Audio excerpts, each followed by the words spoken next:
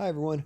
So I want to make one more video on Lab 1, just going over some of the most common mistakes people make, hopefully making this process a little less painful for you. So anyways, if I click on Lab 1 here, your view might differ a little bit, but eventually you get to a page that looks like this. I download this lab, which for me automatically happens when I click on it, and then instead of opening it in my desktop version of Excel, what I'm going to do is use the online version of Excel, because I know a bunch of you will end up using this if you don't already have Excel. So hopefully this will make it look a little bit more like what you see. I want to upload a file. I'll go into my downloads, find the file that I just downloaded. And now the blank version of this lab shows up in this online version of Excel. I'm going to do my work in these red tabs because all the data is in here already. But of course, you'll be doing your work in these blue tabs, which look really similar. They're just kind of the blank versions. Anyways, on the numeric example tab, by far the most common point of confusion comes from the histogram. One issue is some people try to do this in a program other than Excel, in which case they can't make a histogram. But assuming you're using Excel, to make a histogram is pretty straightforward. Just select the data you want to make a histogram of. It doesn't matter if you use the sorted data or the raw data, it's the same values. And then come up here to insert and click on the histogram. Be careful, this is not a histogram. This is a bar graph that we'll see in the next tab. What you want is the histogram, which in mine is this icon. If I click on histogram, Excel automatically makes me a histogram. Cool, right? The problem is if you just turn this in, you're not going to get full credit, because as it says under step 3 here, there's some changes you need to make to your histogram.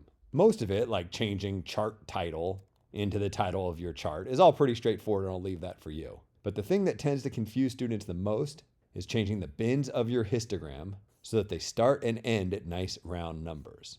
There's several different ways you can do that, but probably the easiest is just click on Format up here. And maybe you're like, wait a minute, I don't see Format.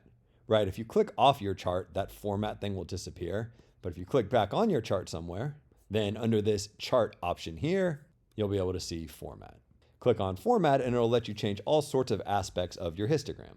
Because I have the data itself highlighted, it kind of automatically took me where I wanted to be. But suppose you didn't. Suppose you're up here on the chart title maybe. Well, you can mess with your chart title here. You can move the position if you want to for some reason. You could change it into another name, change the font, etc. But that's not what I want to focus on. I want to focus on changing these bins. The way I'm going to do that is I'm going to switch from the chart title subheading down here to series 1. You might think it's the horizontal axis that you want to change, and you can change the horizontal axis if you feel like it, but the specific option we're trying to change is here, which for me shows up as series 1 because I didn't include a title in the cell right above all the data that I selected to create this histogram. When I highlighted all the data, and then clicked here to create the histogram, if I had also highlighted the cell right above the data, it would have assumed that that cell represented the name of that column of data. So it would just be the word data in this case. And then this wouldn't say series 1, it would say data. But whatever, down here at the bottom, it'll say something, probably just series 1 for you. And if you click on that, it'll allow you to, well, change the name of the series, but more importantly, change the way the bins are done. Right now, it's set up to figure them out automatically. But maybe you don't want them to be figured out automatically because your teacher's insisting that you make them nice round numbers. So instead of automatically, maybe you specify the bin width. What's a good bin width? I don't know. It kind of depends on the data that you're looking at. Maybe instead of 35, I'll make it 20. Sure. Note that now all of my bins start and end at numbers that are 20 apart. 217 to 237, 237 to 257, and so on. And I guess that's nice, but it's still sort of weird that it starts at 177. The way you can fix that 177 is to include an underflow bin. So if I click right here and I change this number into a number that's a little bit bigger than my smallest data point. So let's see, in this case, my smallest data was 177. So maybe I'll make it, I don't know, 180 or 200, whatever you want is fine. Now what it does is have my first bin include all observations that are less than 200. And since all the remaining bins are 20 apart, they all start and end at nice round numbers. I don't need an overflow bin, but I suppose if you really wanted to, for this last bin, instead of saying 320 to 340, you could make it say, I don't know, everything greater than 320? Sure. I kind of like it without that option, but you do what you want. The point is now all the bins start and end at nice round numbers. You can change lots of other stuff in here by clicking on these different subheadings, and I encourage you to kind of play around in here and personalize your histogram so that it looks like how you want it to look. But as far as the required things, the one that's typically not done correctly is messing with these bins. So hopefully that's useful. One other thing I want to show you deals with the categorical data. So I'll go over to that tab. The issue here also has to do with the charts. So say I'm trying to recreate this chart. I select my data here. Maybe I accidentally select all of the data. I'll show you why that's accidental in just a second. You can include the top row or you can not include the top row. Whatever you want to do is fine. Then to make a chart, I again go to Insert and select the chart that I want. Here's your pie chart for later, but for now I'm going to make a column graph or a bar chart. Click on this guy and it gives me this chart. Lots of problems with this. The first problem is you see all these blue bars here, but there's also these tiny little red bars right next to it. What's going on there? Well, because I selected this column of data and this column of data, it's drawing bars for both of them.